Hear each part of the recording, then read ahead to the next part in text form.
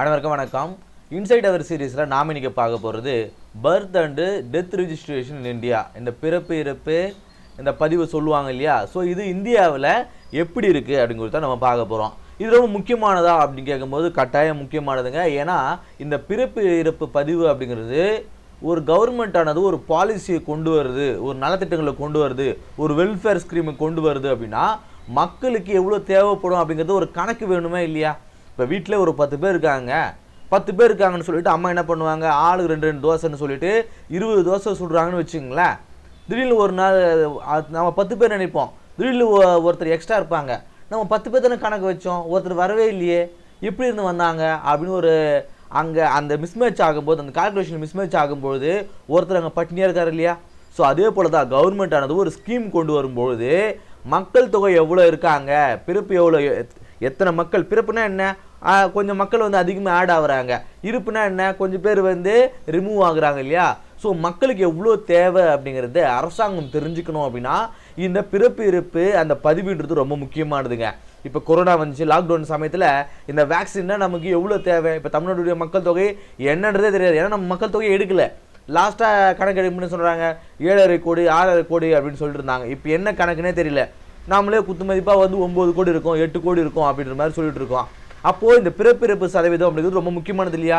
இப்போ கொரோனா வந்துடுச்சு, எல்லாருக்கும் வந்து வேக்சின் போடணும் அப்படின்னா நம்மளோட சீஃப் மினிஸ்டர் போயிட்டு யூனியன் கவர்மெண்ட்டில் எவ்வளோ சொல்ல முடியும், எங்கள் ஊரில் தமிழ்நாட்டில் குத்து மதிப்பாக ஒரு 8 கோடி இருப்பாங்கன்னு சொன்னால், ஏன்பா கரெக்டாக சொல்லி எத்தனை கோடின்னு சொன்னால் தான் அத்தனை வேக்சின் வந்து நம்ம அலகேட் பண்ண முடியும் அப்படின்னு சொன்னால், அதுக்கு இந்த பிறப்பிறப்பு சதவீதம்ன்றது இந்த பதிவுன்றது ரொம்ப முக்கியம் இல்லையா. ஸோ இது இந்தியாவில் எப்படி இருக்குது அப்படி கொடுத்தா நம்ம இந்த கிளாஸில் பார்க்க பாருங்க. ஸோ ரொம்ப முக்கியமானதுங்க, அதனால் நீங்கள் கிளாஸை கவனிங்க. ஸோ பாருங்கள், birth and death registration in India இல்லை நியூஸை என்ன சொல்லியிருக்காருன்னா, ரிஜிஸ்டர் ஜெனரல் ஆஃப் இந்தியா ஆர்ஜேன்னு சொல்லுவார். அதாவது இந்த பிறப்பு இறப்பு வந்து பதிவு செய்கிறார் இல்லையா, ஸோ அவர் ஹெட்டாக வந்து registrar general of India RGI அப்படின்னு சொல்லுவார். இந்த இவர் வந்து யூனியன் மினிஸ்டர் கீழே வராருங்க, யூனியன் ஹோம் மினிஸ்டர் கீழே வராருங்க. சரிங்களா. இவங்க என்ன பண்ணுவாங்க அப்படின்னா ப்ரைவேட்லேயும் கவர்மெண்ட்லேயும் ஏன்னா அங்கே தான் பிறப்பும் நடக்கும், இறப்பும் அங்கே தான் நடக்கும் இல்லையா.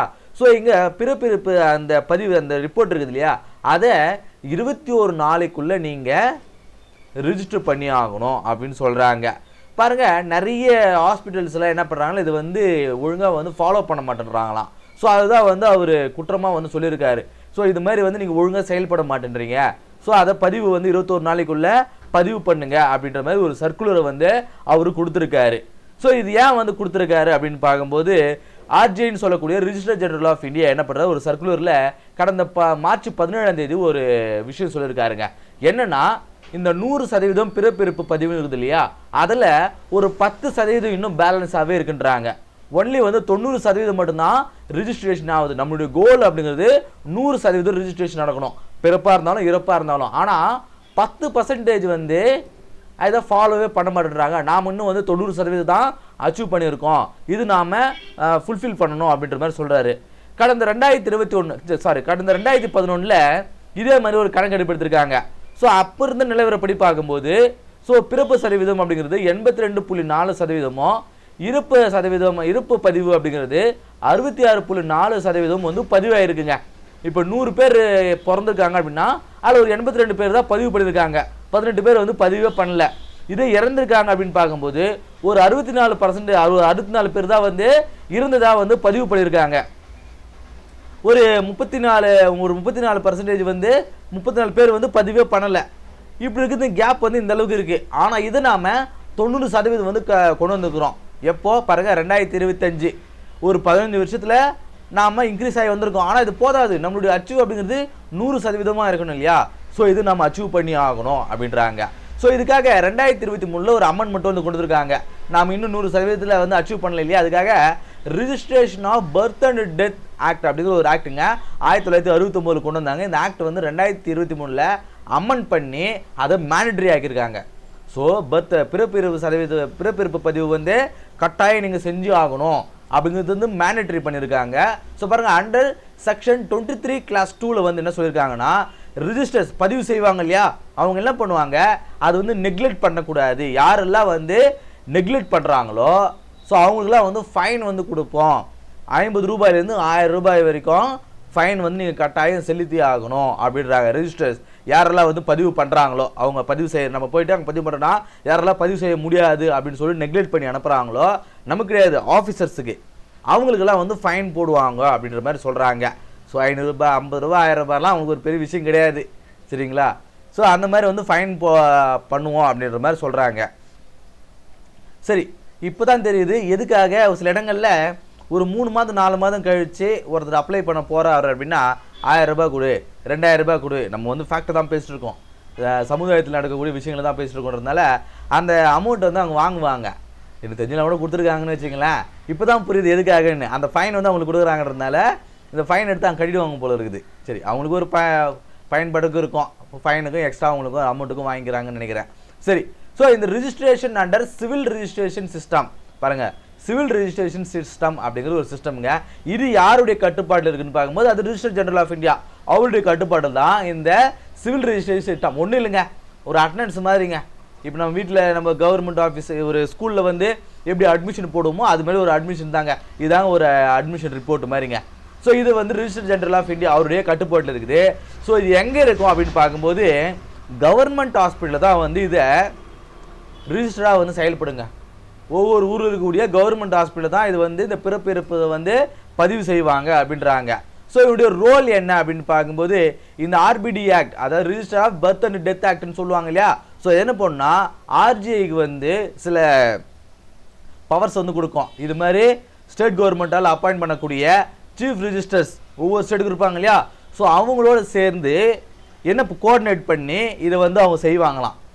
இந்த பிறப்பிறப்பு சதவீதத்தை எப்படிலாம் செய்வாங்க, ஒவ்வொரு மாநிலத்தில் ஒவ்வொரு மாதிரி வந்து செயல்படுவாங்க. இப்போ ஹெல்த் டிபார்ட்மெண்ட் மருத்துவமனைகளாக இருக்கு இல்லையா. ஸோ அவங்க மூலிமா சில ஸ்டேட்டில் அசாமில் சண்டிகார், ஹரியானா, லக்ஷதீப், மேகாலயா, ஒடிசா, பஞ்சாப், சிக்கிம், அந்தமான் நிக்கோபார் ஐலாண்ட் இங்கெல்லாம் எப்படி பதிவு செய்வாங்க பிறப்பு சதவீதம்னா கவர்மெண்ட் ஹாஸ்பிட்டலில் ஹெல்த் டிபார்ட்மெண்ட்டில் பதிவு செய்வாங்க. இதே கேரளா மாதிரியான மாநிலத்தில் பஞ்சாயத்து டிபார்ட்மெண்ட்டில் பஞ்சாயத்து போர்டுன்னு சொல்லுவோம் இல்லையா, அங்கே வந்து ரிஜிஸ்டர் பண்ணுவாங்களாம். பீகாரில் வந்து directorate of economics and statistics அவங்க வந்து அதை மேனேஜ் பண்ணுவாங்க. இப்படி ஒவ்வொரு ஸ்டேட்டில் வேரி ஆகும். இப்படி ஒவ்வொரு ஸ்டேட்லேயும் வேரி ஆகிறதுனால பாருங்கள், ரிஜிஸ்டர் ஜெனரல் ஆஃப் இந்தியா இவர் என்ன பண்ணுவார், அந்தந்த ஸ்டேட் இருக்கக்கூடிய சீஃப் ரிஜிஸ்டர்ஸ் கூட கோஆர்டினேட் பண்ணி இந்த சிவில் ரிஜிஸ்ட்ரேஷன் சிஸ்டமை வந்து மெயின்டைன் பண்ணுவார் அப்படின்ற மாதிரி சொல்கிறாங்க. சரிங்களா, இதெல்லாம் புரிஞ்சுதுங்களா? புரியலாம் ஒன்று தடவை பாருங்கள், புரியும். சரி, இந்த டிஜிட்டல் ரிஜிஸ்ட்ரேஷன் சிஸ்டம் அப்படிங்கிற ஒரு சிஸ்டம் வந்து கொண்டு வராங்க. முன்னாடி வந்து பார்த்தீங்கன்னா ஒரு லெக்சர் மாதிரி பேப்பரில் பதிவு பண்ணிருந்தாங்க. இப்போ என்ன பண்ணுறாங்க, அதை டிஜிட்டலாக வந்து கொண்டு வராங்க. எப்போ 2023 ஒரு அமெண்ட் பண்ணி அதே ஆர்பிடி ஆக்ட் அமெண்ட் பண்ணி என்ன சொல்கிறாங்க, 2023 அக்டோபர் 1 எல்லா பர்த் அண்ட் டெத்தையும் என்ன பண்ணுவோம், டிஜிட்டலாக வந்து நாம் ரிஜிஸ்ட்ரேஷன் பண்ணி ஆகணும். எங்கே, central civil registration system portal. So மேலே இருக்குது பாருங்கள். ஸோ இதுதாங்க. ஸோ இதில் வந்து ரிஜிஸ்டர் பண்ணி ஆகணும் அப்படின்ற மாதிரி சொல்கிறாங்க. ஸோ பாருங்கள், எல்லாருமே வந்து அதுக்கு தேவையான ரிப்போர்ட் வந்து கொடுத்தாகணும். பாருங்கள், mandate to share this data to central database maintain by RGI maintain பண்ணக்கூடிய அந்த டேட்டாபேஸும் கொடுக்கணும் அப்படின்றாங்க. ஸோ பாருங்கள், அக்டோபர் 12 வந்து கண்டிப்பாக வந்து எல்லாத்தையும் வந்து ரிஜிஸ்டர் பண்ணி ஆகணும். சரிங்களா, இது வந்து டிரான்ஸ்பரன்ஸாக இருக்கணும். எதுக்காக இது செய்கிறாங்க? ஸோ பாருங்கள், across the government this ensures the uniformity, transparency and seamless integration across the government service. இப்போ ஒவ்வொரு ஸ்டேட்லேயும் அவங்களோட பிறப்பிறப்பு பதிவு வந்து செஞ்சுருக்கலாமல் எல்லாருமே வந்து டிரான்ஸ்பரண்ட்டாக இருக்கணும். இப்போ இந்த மாநிலத்தில் பிறப்பிறப்பு எந்த அளவுக்கு இருக்குது அப்படிங்கிறத ஒரு டிரான்ஸ்பரன்சிக்காக இதுக்கு வந்து கொண்டு வந்திருக்காங்க அப்படின்றத பார்க்குறோம் இல்லையா. சரி, இந்த பிறப்பிறப்பு வந்து இது பதிவு செய்யறதுனால இந்த சர்டிஃபிகேட் அப்படிங்கிறது, ஸோ இது மூலமாக மேலே சொன்னாங்க இல்லையா, இந்த டிஜிட்டலாக நம்ம வந்து பதிவு செஞ்சு அந்த சர்டிஃபிகேட் வாங்கணும் அப்படிங்கிறது, இது எதுக்கெல்லாம் வந்து பயன்படும் அப்படின்னு பார்க்கும்போது சோல் அஃபிஷியல் டாக்குமெண்ட் எதுக்கெல்லாம் வந்து பயன்படும், ஸ்கூல் அட்மிஷன்ஸில் நம்ம பயன்படுத்திக்கலாம். இந்த பர்த் சர்டிஃபிகேட்னு சொல்கிறாங்க. கவர்மெண்ட் ஜாபுக்கு நம்ம பயன்படுத்திக்கலாம், மேரேஜ் ரெஜிஸ்ட்ரேஷனுக்கு பயன்படுத்திக்கலாம், அப்டைனிங் பாஸ்போர்ட் அண்ட் ஆதாருக்கும் பாஸ்போர்ட்டுக்கும் வந்து இதை பயன்படுத்திக்கலாம். இப்போ என்னுடைய டேட் ஆஃப் பர்த் கன்சிடர் பண்ணும்போது ஒரு 10 வருஷத்துக்கு முன்னாடி நான் பாஸ்போர்ட் வாங்கும்போது எனக்கு கட்டாயம் வந்து நீங்கள் பர்த் சர்டிஃபிகேட் வேணும், அதுக்கு முன்னாடிலாம் பர்த் சர்டிஃபிகேட் வேணும் அப்படிங்கிற மாதிரி சொல்லியிருந்தாங்க. அதன் பிறகு பர்த் சர்டிஃபிகேட் இந்த வருஷத்துக்கு முன்னாடி பிறந்தவங்களுக்குலாம் பர்த் சர்டிஃபிகேட் தேவை, ஏன்னா வாங்குறதுல ரொம்ப கஷ்டம், அதுக்கு முன்னாடி பர்த் சர்டிஃபிகேட் இல்லாமல் வாங்கிக்கலான்ற மாதிரி சொன்னாங்க. அதனால தான் நல்லா பாஸ்போர்ட்டே வாங்கினேன். இல்லை என்னாலையும் வாங்கியிருக்க முடியாது.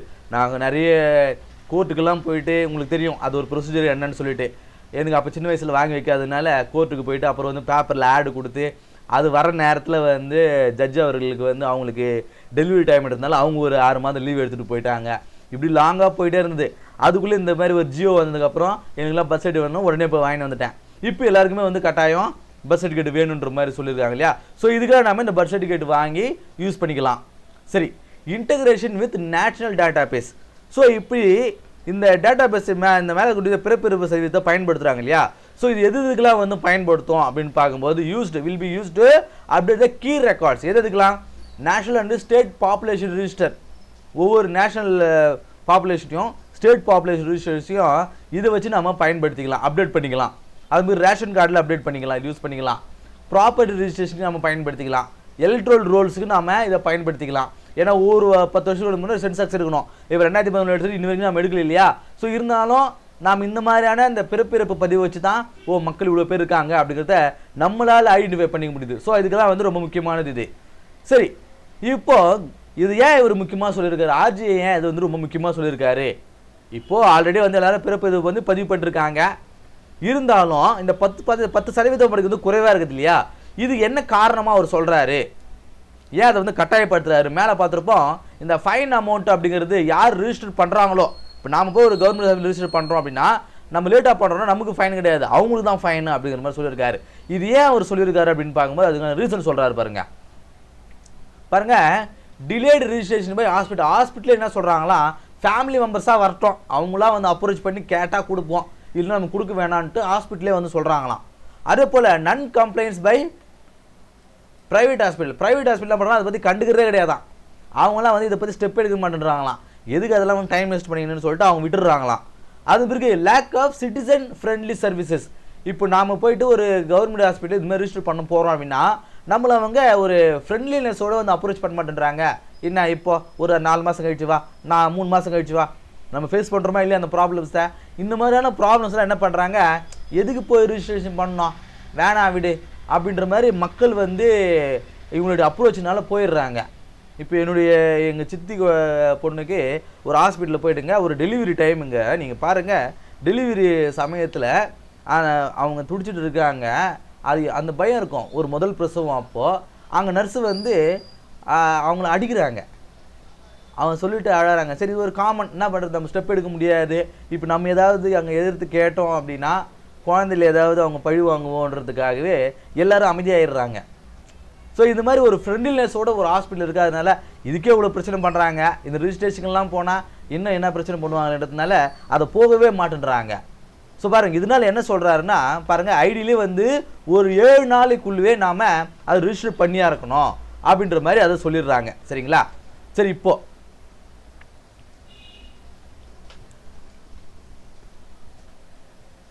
இந்த வைட்டல் ஸ்டாட்டிஸ்டிக் ரிப்போர்ட் அப்படிங்கிறது 2020 இன்னும் வந்து பப்ளிஷே ஆகலைன்றாங்க. இப்போ ஒவ்வொரு மாநிலத்துலேயும் இப்போ மக்கள் தொகை பேஸ் பண்ணி இப்போ இவ்வளோ பேர் பிறந்திருக்காங்க, இவ்வளோ பேர் இறந்துருக்காங்க அப்படிங்கிற ஒரு டேட்டாவும் இருக்கும் இல்லையா.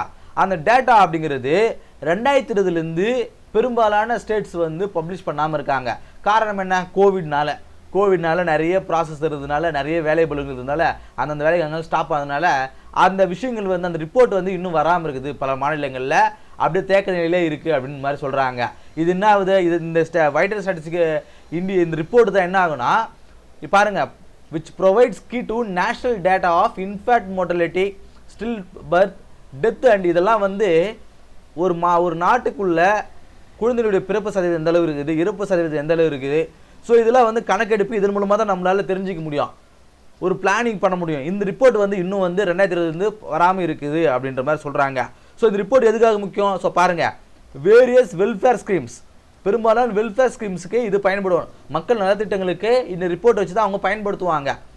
இப்போ ஒரு ஸ்கீம் வரும், இப்போ உங்களுக்கு தெரியும், இப்போ மகளிர்களுக்கு வந்து ஒரு 1000 ரூபாய் தராங்க அப்படின்னா, ஸோ எத்தனை பெண்கள் இருக்காங்கன்றதை நம்ம கால்குலேட் பண்ணி தான் நம்ம சொல்ல முடியும். ஸோ இதுக்கெல்லாம் வந்து டேட்டா ரொம்ப முக்கியம் இல்லையா. ஸோ இது தராமல் இருக்கான்றாங்க. ஸோ ஒவ்வொரு மாநிலத்தில் எடுத்து பார்க்கும்போது பெரும்பாலான மாநிலங்கள் அவங்களெல்லாம் வந்து பாருங்கள் 2020 அவங்களுடைய ரிப்போர்ட் வந்து ஸ்டாப் பண்ணியிருக்காங்க. அது தான் கொடுத்துருக்காங்க. இப்போ 2025 வந்துடுச்சு. கடந்த 2 வருஷமாக இந்த ரிப்போர்ட்டுமே வந்து தரல. என்னென்ன மாநிலம் சொல்கிறாங்க, இமாச்சல பிரதேஷ், கர்நாடகா, டெல்லி, சண்டிகர், மிசோரம், கோவா, அருணாச்சல பிரதேஷ், இந்த மாநிலங்கள்லாம் 2020 வரைக்கும் தான் இந்த வைட்டல் ஸ்டாட்டிஸ்டிக் ரிப்போர்ட் அப்படிங்கிறத கொடுத்துருக்காங்க.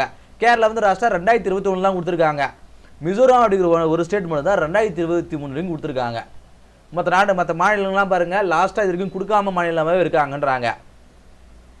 ஸோ பாருங்கள், இந்த ரிஜிஸ்ட்ரேஷன் ரிப்போர்ட் 2023 கொடுத்தாங்க இல்லையா, 2020 கொடுத்துருக்காங்க இல்லையா இவங்கெல்லாம். ஸோ அந்த ரிப்போர்ட் வரைக்கும் பார்க்கும்போது, ஸோ அந்த மேலே இருக்கக்கூடிய அந்த ரிப்போர்ட் 2020 கொடுக்கக்கூடிய அந்த ரிப்போர்ட் வரைக்கும் பார்க்கும்போது ரிஜிஸ்ட்ரேஷன் அப்படிங்கிறது 2019 2,48,00,000 இருந்தது.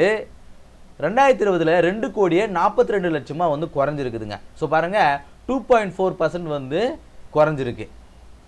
ஸோ இது பெரும்பாலான மாநிலங்களில் வந்து இது குறைஞ்சதாக இருக்குது. என்னென்ன மாநிலங்களை தவிர்த்து பீகார், ஹரியானா, மத்திய பிரதேசம், ராஜஸ்தான், சிக்கிம், அந்தமான் நிக்கோபார் ஐலாண்ட், ஜம்மு காஷ்மீர் இந்த மாநிலங்கள் எல்லாம் ஸோ பாருங்கள் இதெல்லாம் வந்து குறைஞ்சிருக்கு. ஆனால் பாருங்கள் இந்த மாநிலங்கள் தவிர்த்து மற்ற எல்லா மாநிலங்களும் குறைஞ்சிருக்கு. இந்த மாநிலம் மட்டும் ஓரளவுக்கு இருக்குன்ற மாதிரி சொல்கிறாங்க.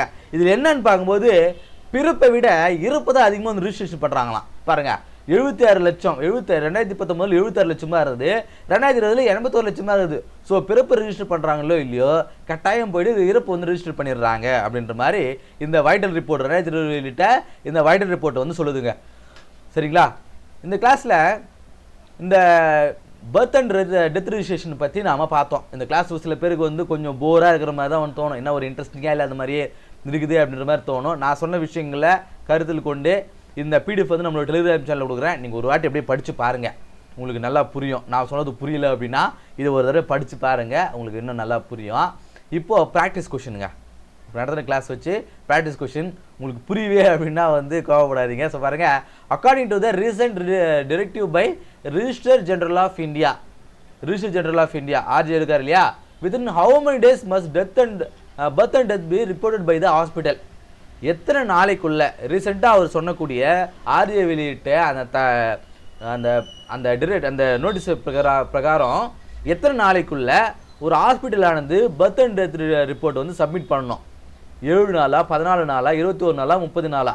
ஏவா, பியா, சியா, ஐடியா? இதுக்கான ஆன்சரை கீழே கமெண்ட்டில் சொல்லுங்கள். இதுக்கான சரியான ஆன்சர் நீங்கள் தெரிஞ்சுக்கணும் அப்படின்னா நம்மளுடைய டெலிகிராம் சேனல் இருக்குது, இதோட பிடிஎஃப் உங்களுக்கு கிடைக்கும், வேண்டுறவங்க டவுன்லோட் பண்ணிக்கோங்க. இந்த கிளாஸ் உங்களுக்கு யூஸ்ஃபுல்லாக இருந்திருக்கும் அப்படின்னு நம்புகிறேன். அடுத்த கிளாஸ் சந்திப்போம். நன்றி.